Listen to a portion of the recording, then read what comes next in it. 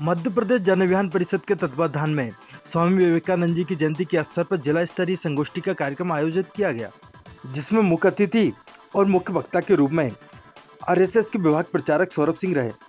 तो वहीं राष्ट्रीय सेविका समिति की विभाग कार्यवाही का डॉक्टर पिंकेश लता रघुवंशी ने भी कार्यक्रम को संबोधित किया। कार्यक्रम की अध्यक्षता डॉक्टर लक्ष्मीकांत मार्केटकर एसटीआई कॉलेज के सचिव ने की। इस अवसर पर जन अभियान परिषद की जिला समन्वय पूजा श्रीवास्तव, सातों विकासखंड के ब्लॉक समन्वय, सभी नामांकुर संस्थाएं, प्रस्फुटन समिति, परामर्शदाता और छात्र छात्राएं कार्यक्रम में उपस्थित रहे। टीम सामने बैठी है। अभी टीम के परिचय के भी इसमें मैंने कहा कि काफी लोग हैं, एक एक का परिचय होगा तो थोड़ा समय लग जाएगा। पर ये टीम किस हिसाब से बटी है, ऐसा मंच को बताना चाहूंगी कि जो समितियों की बात हम कर रहे हैं, तो जन अभियान परिषद की प्रस्फुटन समितियां गांव में ग्राम विकास के लिए काम करती हैं। चाहे वो अंतिम छोर का व्यक्ति हो, उसको किसी योजना से लाभ मिला है, नहीं मिला है, या वो किसी से जुड़ पाया है कि नहीं, या स्वयं ही गांव में ये नहीं जान पाता है कि गांव में क्या चल रहा है, गांव में क्या ग्राम सभा हो रही है, गांव में कौन कौन से कार्यक्रम आ रहे हैं, गांव में शासन की कौन सी योजना चल रही है। ऐसे सभी लोगों को जोड़ने का काम हमारी समितियां करती हैं विभिन्न विषयों पर। तो इस प्रकार से ये पूरा पाठ्यक्रम संचालित है और लगभग इसमें 100 से लेकर 150 तक सभी विकासखंड की यदि हम बात करें तो छात्र उसमें रजिस्टर्ड हैं और अभी निरंतर उनकी कक्षाएं भी संचालित हैं। तो इस प्रकार से जब हम कर रहे हैं, हम किस सोच को लेकर आगे जा रहे हैं। हमारी सोच यदि सकारात्मक है तो हम बहुत बेहतर काम कर पाएंगे और सबको सकारात्मक भाव से जोड़ पाएंगे, और यदि हमने सोच नकारात्मक बना ली है तो फिर उसे कोई बदल नहीं सकता। हम स्वयं ही अपनी इच्छा शक्ति जागृत करेंगे कि यस मुझे ये करना है तो हम कर पाएंगे। तो ऐसे बहुत सारे विचारों को लेकर आज हमारे बीच परम सम्मानीय मंच सभी उपस्थित हैं। कितने व्यक्ति उस योजनाओं का लाभ ले रहे हैं और कौन व्यक्ति उन योजनाओं से छूट रहे हैं, और छूटने के बाद में वो क्या कारण रहा है। जैसे डॉक्यूमेंट्स को लेकर भी जो कागज उपलब्ध नहीं रहते थे, गरीब व्यक्ति कहीं पर खेत में काम करने जाते हैं या कोई नाम में भी गड़बड़ी हो जाती है, जैसे 18 प्रकार के कागजात रहते हैं, उनकी जानकारी नहीं रहती है, विशेषकर खाता नंबर और आधार कार्ड। तो आधार कार्ड में भी त्रुटियां पाई जाती है, वो भी सुधरवाने की बोलते हैं। और जन्म प्रमाण पत्र, जन्म से लेकर मृत्यु तक जो भी शासन की योजना है उसमें हम भागीदारी करते हैं और प्रत्येक ग्रामवासी को शासन की योजनाओं का लाभ दिलाने का पूरे प्रयास करते हैं। धार्मिक क्षेत्र में प्रयास करती है और सब में नाम रोशन करते हैं, और हम यही चाहते हैं हमारे अंत्योदय तक का व्यक्ति किसी योजना या किसी से लाभ से वंचित न रहे। कि कार्यक्रम में मैं आज अतिथियों से लेट आई हूँ, उसके लिए सॉरी।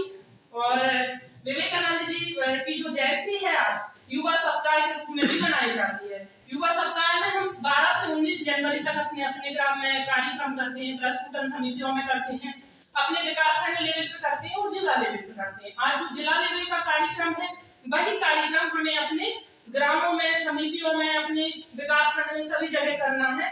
और स्वामी विवेकानंद ने किसी जगह हमने स्कूलों के माध्यम से भी कार्यक्रम कराए, और जहाँ हमारे ग्रामों में जो समितियां हैं तो समितियों के माध्यम से जन जागरूकता कार्यक्रम, नशा मुक्ति कार्यक्रम, स्वच्छता के प्रति कार्यक्रम, वृक्षारोपण कार्यक्रम और स्कूल चले हम अभियान, ये सारे हर 9 विषयों के ऊपर हम कार्यक्रम गतिविधियां करते हैं। इसमें सहयोग हमारे ऊपर से लेकर नीचे तक सभी का रहता है, और जब हम जाते हैं, हम करते हैं, तो हमें देखकर हमारे स्टूडेंट भी करते हैं और ग्रामवासी भी करते हैं जो समिति के सदस्य हैं। इसके लिए हम जो हमारे मेंटर हैं उनको धन्यवाद करता हूँ कि इसलिए वो हमको जागरूक करते हैं, हमको जो ज्ञान देते हैं। और आज इस युवा अवसर पर सभी को मैं बहुत बहुत शुभकामनाएं देता हूँ कि आज हमारे प्रेरणा पुरुष युवा जो पुरुष हैं उनका आज जयंती है, इसलिए सभी को शुभकामनाएं। जय हिंद, जय भारत। यहाँ पर एसटीआई में महाराजा जीवाजीराव एजुकेशन सोसाइटी के परम सम्मानीय चेयरमैन अध्यक्ष श्रीमान ज्योतिरादित्य सिंधिया जी और BOG board of governors STI की ओर से आप सभी लोगों का यहाँ एसटीआई में हार्दिक हार्दिक स्वागत करता हूँ सभी लोगों का।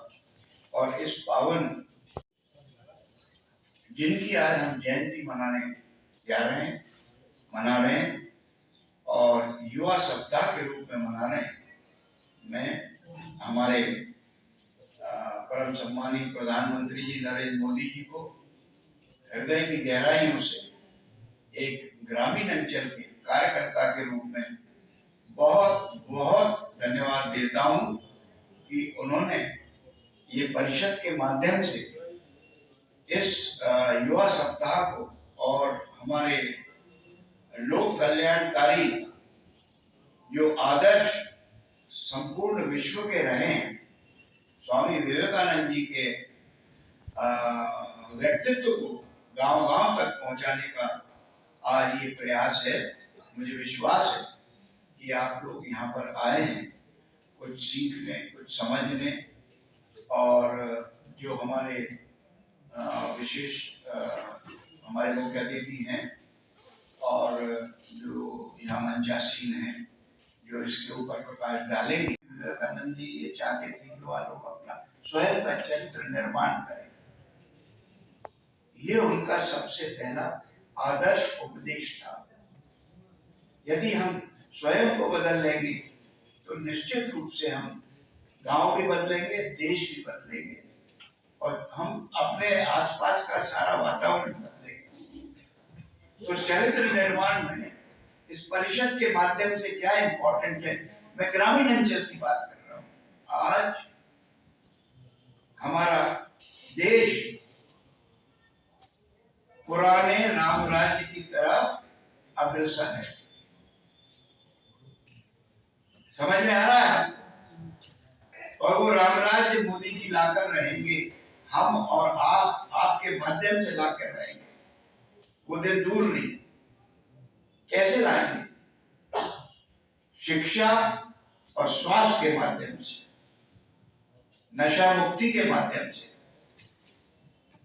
मेरी उम्र 81 साल की, 81, और मेरा पूरा जीवन ग्रामीण अंचल में निकला है। मेरी शिक्षा दीक्षा सिंधिया स्कूल ग्वालियर में हुई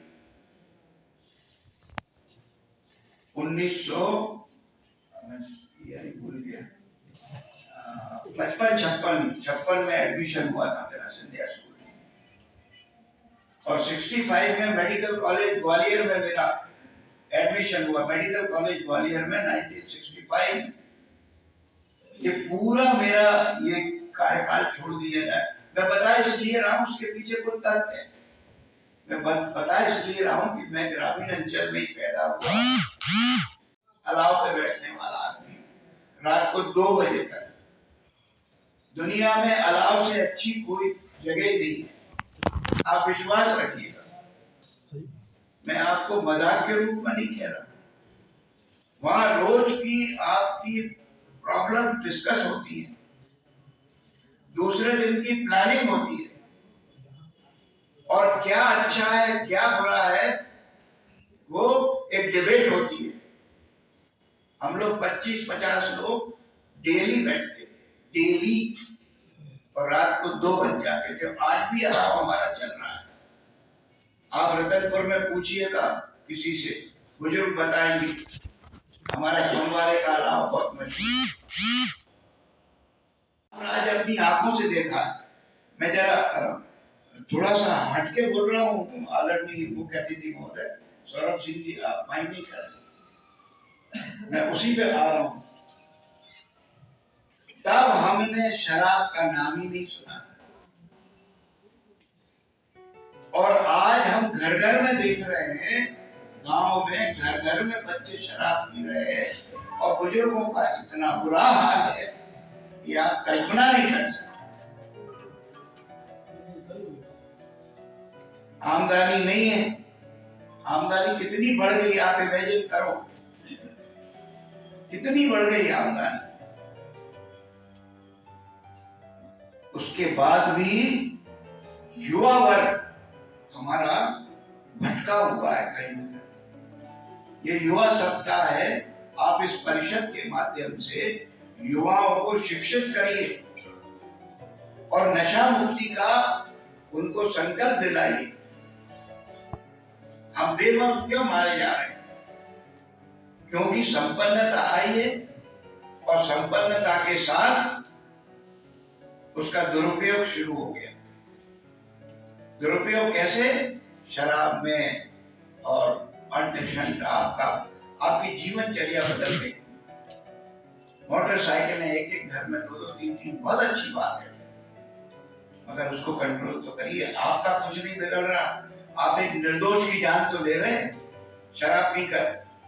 तो एनीवे, मेरा तो केवल निवेदन ये है आपके समिति के तो शोध मैंने कविताओं पर किया है, पर यहाँ पर वो विषय न लेकर एक ऐसे चरित्र से अवगत कराना जो लोगों को लगता है कि महापुरुष जो होते हैं वो केवल पढ़ने के लिए होते हैं, ऐसा नहीं है।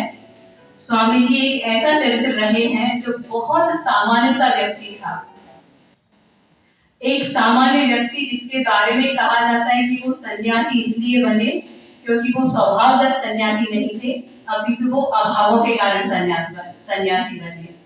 कारण एक समृद्ध परिवार में जन्म लेना, परिस्थितिवश पिताजी के देहांत के बाद उसी परिवार में विपन्नता का आगमन होना, और एक समय तो ऐसा आता है विश्व विजय करने वाला, जैसा भाई साहब ने बताया अभी, शिकागो में जब उन्होंने धर्म सभा में उद्बोधन दिया तो विश्व प्रसिद्ध हो गए थे। सारा भारत ही नहीं, विश्व के लोग भी उनके आगे आकर नतमस्तक होते थे। इसके बाद भी अल्पायु 39 वर्ष की आयु में देहांत हो जाता है और मृत्यु के पूर्व वो केजड़ी के महाराज हरि सिंह को एक पत्र लिखते हैं कि मेरा निवेदन है आपसे कि मेरी माँ जो है वो इतनी गरीब है कि उसके पास भोजन के लिए बिल्कुल भी सामग्री नहीं है, तो आप मेरी माँ की चिंता करिएगा। और दुर्योग ये रहता है कि स्वामी जी के देहांत के पहले ही वो सहायता करने वाला व्यक्ति भी समाप्त हो जाता है, उनका भी, केजड़ी के महाराज जी का भी देहांत हो जाता है। तो एक ऐसा व्यक्तित्व जिसने पूरी यश और प्रसिद्धि के नाम से बहुत संपन्नता भी देखी और आर्थिक मामलों के उसमें बहुत विपन्नता भी देखी, और सहयोग से वो अमेरिका पहुंचे। और आज भी यहाँ पर जितने युवा बैठे हैं और बहुत सारे लोगों के हाथों में एक अनिवार्य चीज हो गई है। पहले अपन जो विद्यार्थी थे तो अपने हाथों में कलम अनिवार्य होती थी, अब कलम की अपेक्षा मोबाइल में, हाँ, मोबाइल में सब सोशल मीडिया पर सक्रिय रहते ही हैं।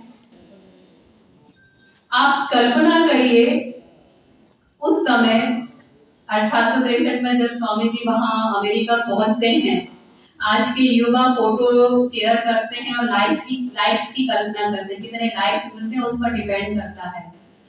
उस समय वो युवा एक ऐसा सन्यासी, आप चित्र देखेंगे और आप सबके सम्मुख एक चैलेंज देती हूँ मैं।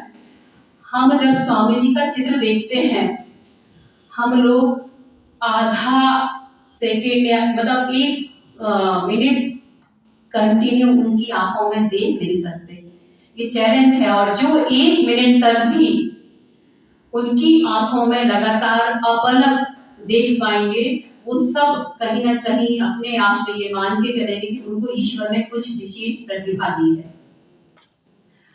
ऐसा चित्र जिसके लिए बहनें, महिलाएं, मातृशक्ति बैठी हुई है कि एक तरुणी कल्पना करती है कि मेरे लिए अगर भविष्य में कोई प्रेमी के रूप में हो सकता है तो वो ऐसा व्यक्ति होना। एक महिला अपने पुत्र के रूप में कल्पना करे तो वो स्वामी जी जैसा होना। एक बहन अपने भाई के रूप में कल्पना करे तो केवल सुंदरता के नाते, पर चरित्र की सुंदरता।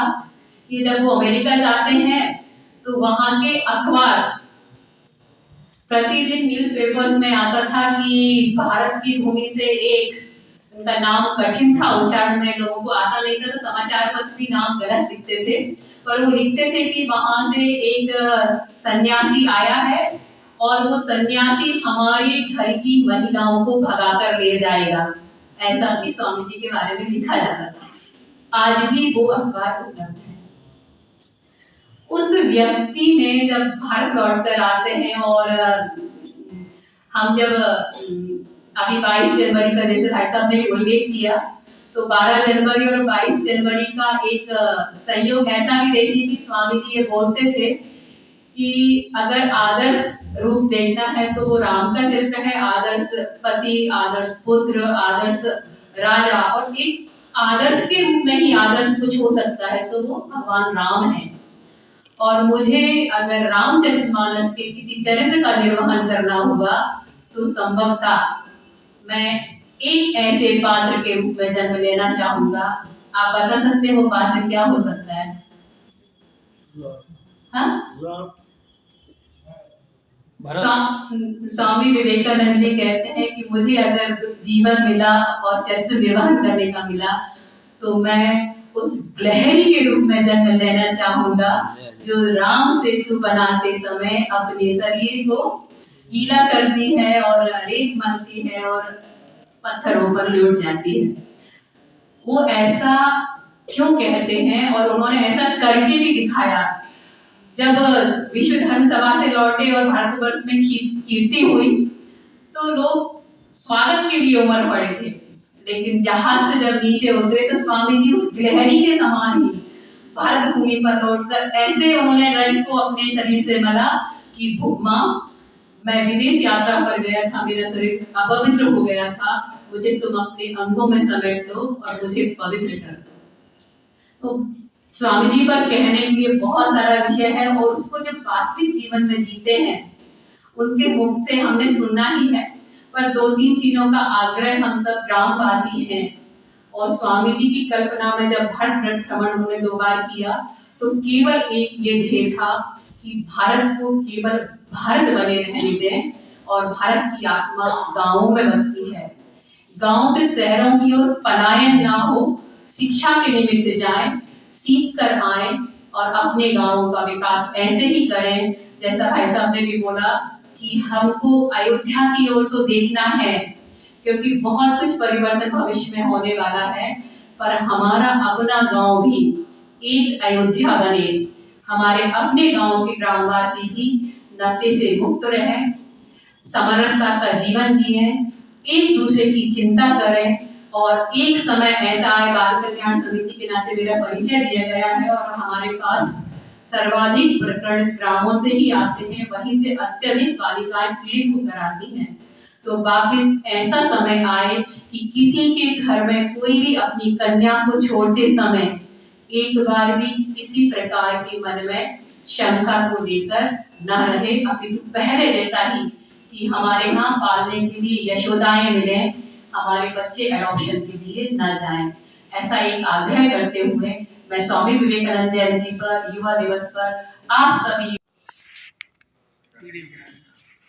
गाड़ी ले ली और चलाने लगे तो उन्हें थोड़ा नियम वगैरह उतना पता नहीं था, तो वो गए तो उन्होंने जो यहाँ रुकना चाहिए उससे थोड़ा आगे जा करके रेड लाइट पे रुके, तुरंत वहां से पर्ची लेकर के और ट्रैफिक हवलदार जो है वो दौड़ते दौड़ते आया और उसने देखा वहां पर गाड़ी में अमिताभ बच्चन को, तो भागा दौड़ते दौड़ते अपने साहब को बुलाया, बोला साहब जल्दी चलो।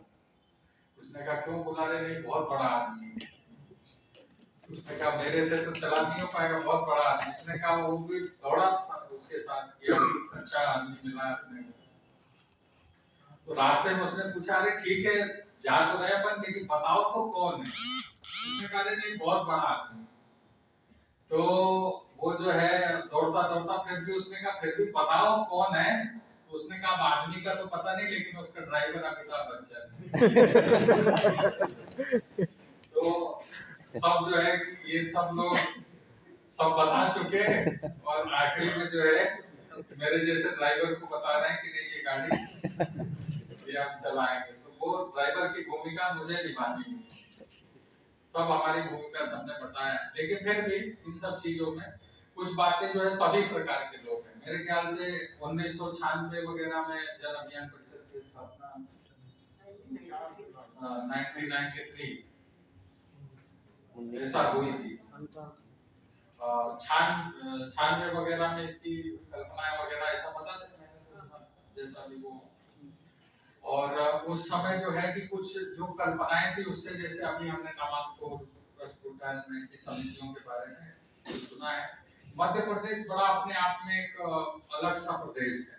बहुत सारी सांस्कृतिक विरासतों को, बहुत सारी संभावनाओं को, बहुत सारी सरलताओं को संयोजे हुए काम करने वाले लोग, लोगों की परंपराएं, संस्कृति और सब जगह से मध्य में होने के कारण से सब तरफ से थोड़ी थोड़ी चीजों को समेटा हुआ था। उसके बीच में इसकी जो शुरुआत हुई और ये एक बना कि हम जो है अपने यहाँ की परंपराएं, अपने यहाँ की जो लोगों के अंदर जो कलाएं हैं, जो चीजें हैं, उनको जो है व्यवसायिक रूप से भी उन्हें स्थापित किया जाए। अब उसमें से नामांकुर और स्फुटन की तो बात नहीं है, आप सब लोग उससे भी आगे बढ़ करके कई जैसे ग्राम विकास की दृष्टि से उन्होंने बताया कि अलग से समितियों को भी हमने अपने अंदर जो है समाहित कर लिया है। ऐसी टीमें भी जो है मिल करके कई सारे प्लेटफॉर्म पे हम सब काम कर रहे हैं। स्वामी विवेकानंद जी की जयंती के अवसर पर हम सब यहाँ पर उपस्थित हैं, इसलिए कुछ बातें स्वामी जी के बारे में करेंगे, कुछ बातें जो हम सबको मिल करके, सब लोग मिल करके कर सकते हैं। तो अभी के लिए जो बातें हैं वो हो सकता है युवाओं के लिए हो थोड़ा सा ध्यान दे, क्योंकि पुराने लोग तो सब जानते ही होंगे। तो स्वामी जी के बारे में थोड़ी सी बात करते हैं। तो बचपन में जो है जब डेट, सन, ये सब मैं दिनांक ये सब नहीं बताऊंगा क्योंकि सब बता चुके हैं कौन से डेट में शांत हुए, बहुत डिस्कस हुआ, सब बातें हो गई हैं। तो सीधा सीधा अपन उनके बारे में कुछ घटनाएं जो हम जिनसे सीख सकते हैं, समझ सकते हैं, वो सब बात करते हैं।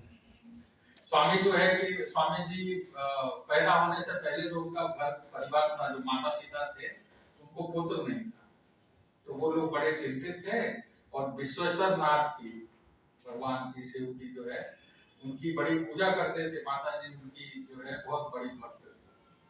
तो उन्होंने जो है कि उनका ध्यान बहुत समय जो है उनकी तपस्या करी, आराधना करी कि हमको एक बेटा पैदा हो।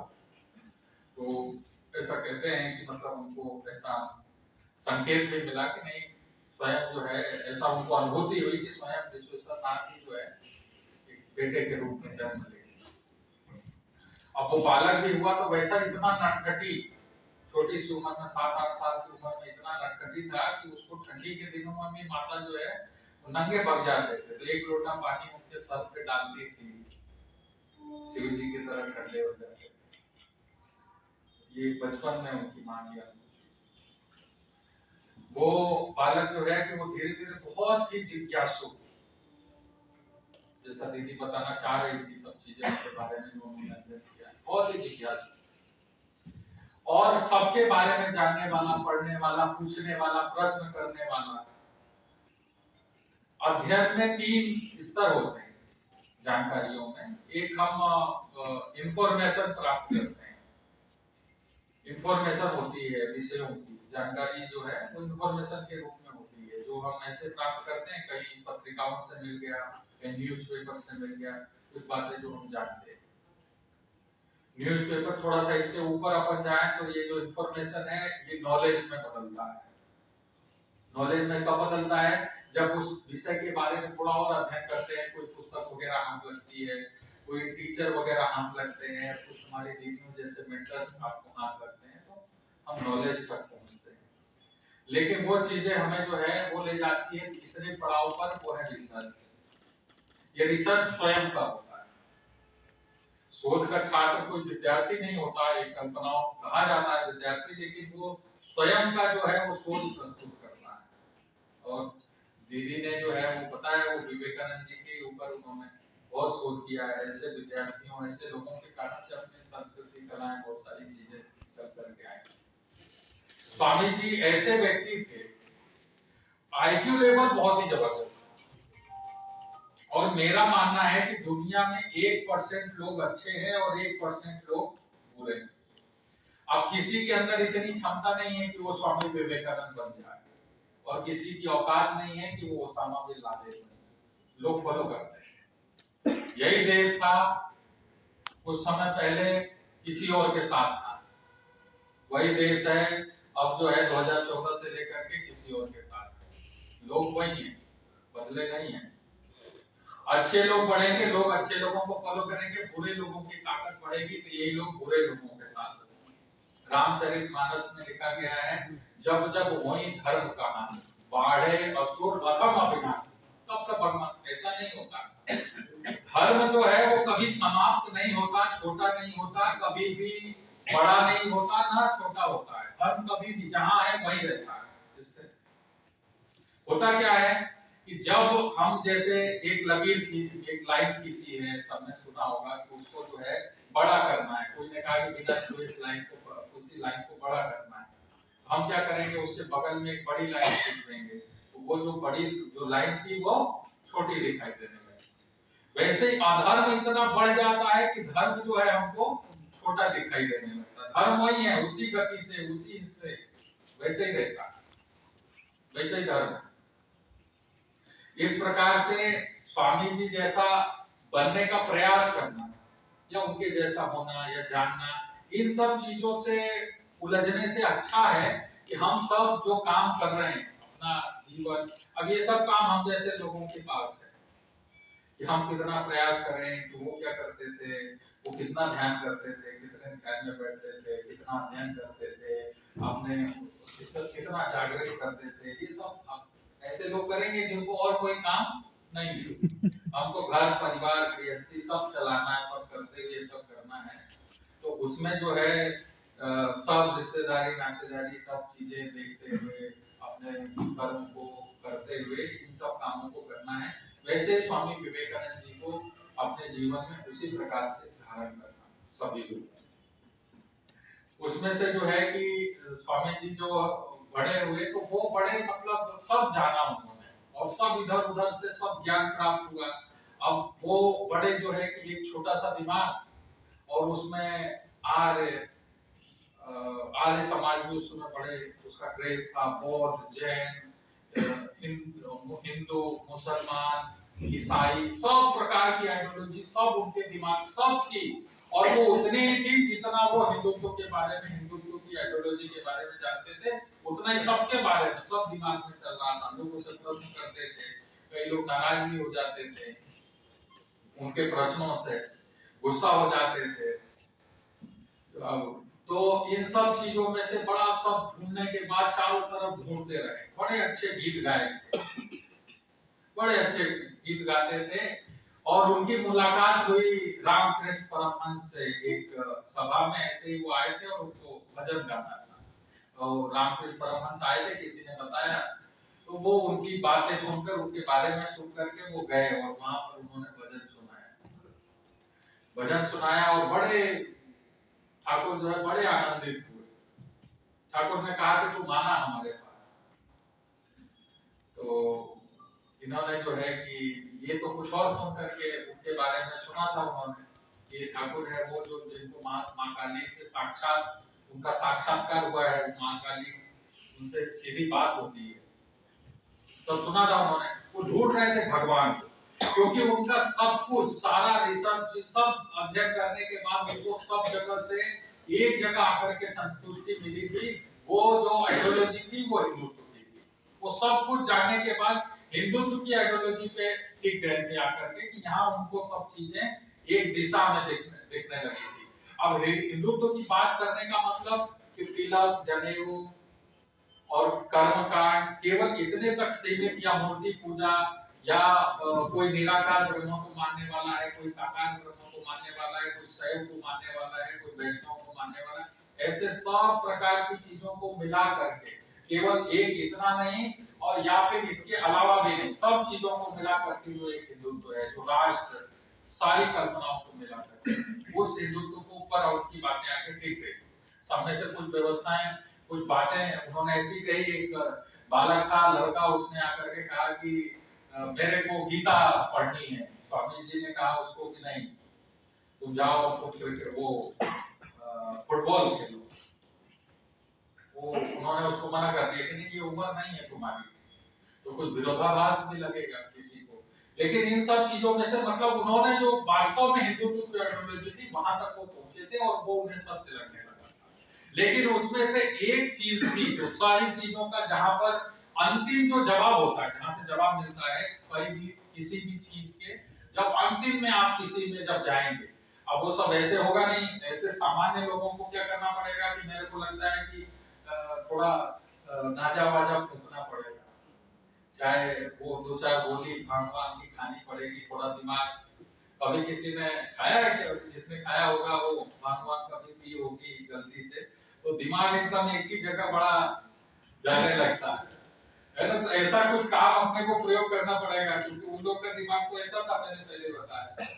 वो बड़े मतलब उसमें ढूंढते ढूंढते जब अंतिम उस पे जब जाते हैं तो वहां जाकर के सारी चीजों का मतलब जवाब एक हो जाता है, ईश्वर भगवान। मतलब सब चीज किया किसने, मतलब अंतिम वो परम सत्ता कौन है, वो परम पिता परमेश्वर जिसने वो इसको संचालित करता है। क्योंकि हमारे ब्रह्म और निर्वाण दो शब्द हैं भगवद गीता, एक ही श्लोक में दोनों शब्द आए। ब्रह्म भी अनंत है, इंफिनिटिव है, और निर्वाण भी इंफिनिटिव है। अब इसका एक उदाहरण मैं थोड़ा रामचरितमानस से बताता हूं, तो आपको लोगों को थोड़ा सरलता से समझ में आएगा। भगवान जो है कि सती जो थी, शंकर जी की पत्नी सती के साथ में भगवान जो है वो ऋषि के पास जाकर के, वहां की भी एक घटना है, वो वहां जाकर के राम कथा सुन करके आते हैं। 6-7 दिन बैठते हैं, बढ़िया राम कथा होती है। अब माता को लगता है कि ये यहाँ का बैठ के ये कौन से मतलब भगवान की कथा सुन रहे हैं, कौन से हैं भगवान। एक राम घट घट में वासी, एक राम, वो सबके अपने अपने सब हिसाब से जो समझते हैं। तुलसीदास जी तो कह रहे हैं कि नहीं, वो सब एक ही है नाम को। लेकिन वो सब जानने के बाद आते हैं, उनके मन में एक शंका रहती है, और जब वो वहां से आते हैं तब तक ये लीला इधर प्रारंभ है। और अभी 2 घंटे पहले माता सीता का हरण हो गया है। माता सीता को रावण अभी 1.5 से 2 घंटे हुए होंगे, रावण जो है वो माता को हरण करके ले गया। अब हरण करके ले गया तो उन्होंने जो है कि उस समय वो आ रहे थे, उनको ये अंदाजा लग गया था कि इस समय अब इतना समय हो रहा है, इस घड़ी में रावण इतना इतना काम यहाँ तक ये घटना पहुंच चुकी होगी, क्योंकि उससे पहले ही सब सुन के आ रहे थे वो, जो सब हो चुका है। तो सोचे कि यहाँ तक तो हो चुका होगा, तो उन्होंने कहा काश भगवान का दर्शन हो जाता है, एक बार देख लेते। अब जो है वो जा रहे हैं वहां से जो है कैलाश, कैलाश किस दिशा में है, उत्तर दिशा। कैलाश किधर है, उत्तर है ना। और भगवान किधर जा रहे हैं माता सीता को ढूंढने के लिए, श्रीलंका जा रहे हैं। वो किधर है, श्रीलंका। मैं तो आपको मैं देखा ही होगा, दक्षिण दिशा में। अब वो उत्तर जा रहे हैं, ये दक्षिण जा रहे हैं, लेकिन अब दिशा दोनों की विपरीत है। लेकिन लक्ष्मण जी वो इच्छा व्यक्त करते हैं कि काश अगर इधर से निकलना तो पास का अंतर था, बस थोड़ी दूर की दिशाएं विपरीत है। अब विदिशा नहीं कोई व्यक्ति है, विदिशा के आसपास है, लेकिन वो जो है ढोलखेड़ी की तरफ से जा रहा है और कोई जो है बासोदा की तरफ जा रहा है। तो है पास में, लेकिन धीरे धीरे दूरियां बढ़ती चली जाएगी, कहीं मिलने की संभावना नहीं है। लेकिन वो इच्छा प्रकट करके लक्ष्मण जी उनसे कहते हैं कि एक काम करते हैं, थोड़ा उत्तर दिशा में भी चल के देख लेते हैं। सती और वो शिव दोनों हैं, और जब ऊपर से जब वो जाते हैं तो वहां पर जो है कि जब इधर ये बढ़ते हैं आगे, तो दोनों लोग जो है एक ही दिशा में जब आने लगते हैं, एक जगह मिलन होता है, ऊपर से देखते हैं, बड़े खुश होकर के अद्भुत जय जय श्री राम, मतलब खुशी से उनके खुशी का बिल्कुल ठिकाना नहीं रहता। भगवान का दर्शन हुआ है, नृत्य जैसी स्थिति थी, प्रणाम करते हैं भगवान को ऊपर से। माता को ये सब देख करके संशय होता है, अरे भगवान जो है उनको प्रणाम करना, क्योंकि नीचे उन्होंने देखा, तो नीचे जो है उन्होंने कहा कि ये भगवान कैसे हो गए। क्यों? क्योंकि वो क्या कह रहे हैं उसी समय, वो कह रहे थे हे खगमृग हे मधुकर श्रेणी तुम देखी सीता में, और रो रहे हैं।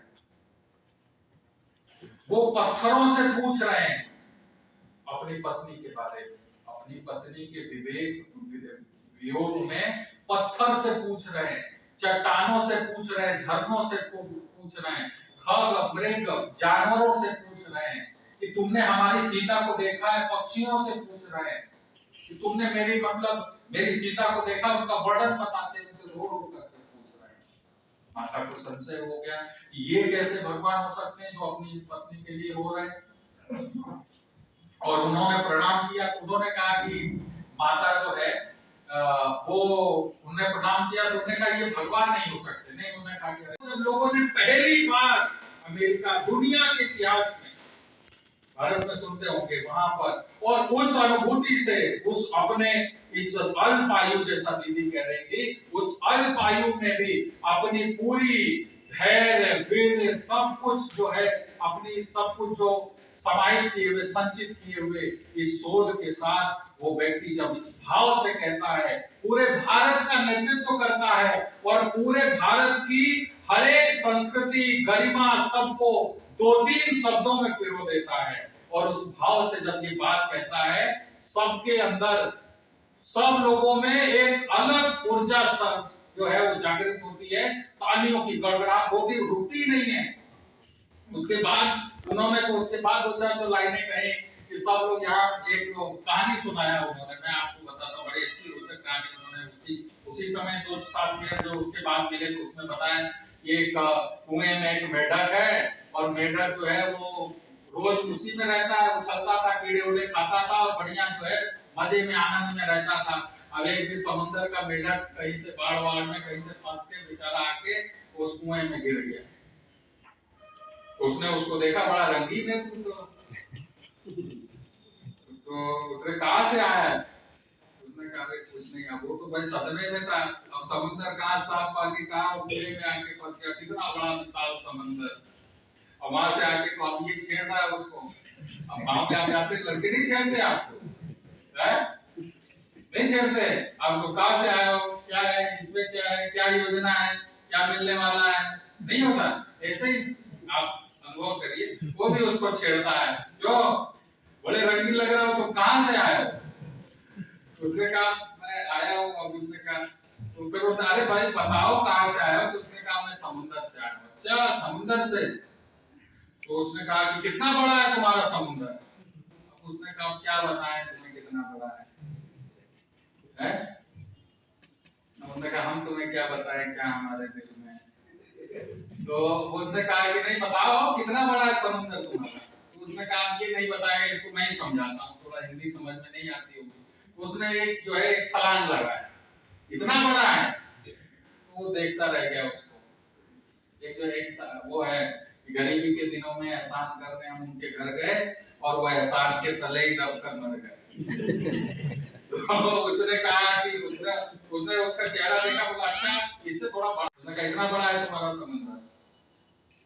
स्वामी जी ने कहा कि ऐसे ही सब लोगों को लगता है, और वो 2-3 दिन फिर हिंदुत्व की बातें, फिर उनको डिमोटिवेट करने के लिए जैसे ये वक्ता बैठे हैं, उसमें स्वामी विवेकानंद जी की वो हो गई कि सब लोग, मतलब वो श्रेष्ठ वक्ताओं में उनकी वो हो गई, अब कल से बोलेंगे, लेकिन कल ये बोलेंगे तो अंतिम में बोलेंगे, अंतिम में इसलिए बोलेंगे कि सब लोग इनको सुनने के लिए बैठे रहेंगे। और जो स्वामी जी जब बोलने जा रहे थे तो कल जिसने सुना था बोले ये तो बड़ा तेज वैसा बोल देगा, सब चीजें हमारी तो सब फ्लॉप हो जाएगी, सारे न्यूज़पेपरों में यही छाए हुए थे।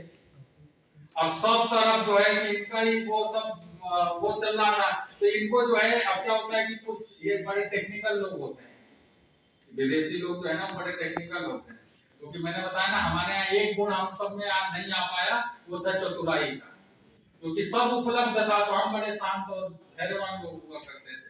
अब इन सब के अंदर क्या सब नहीं होता है, दो ही, यूरोप में 2 ही मौसम होते हैं, एक ठंडी और एक बहुत ठंडी।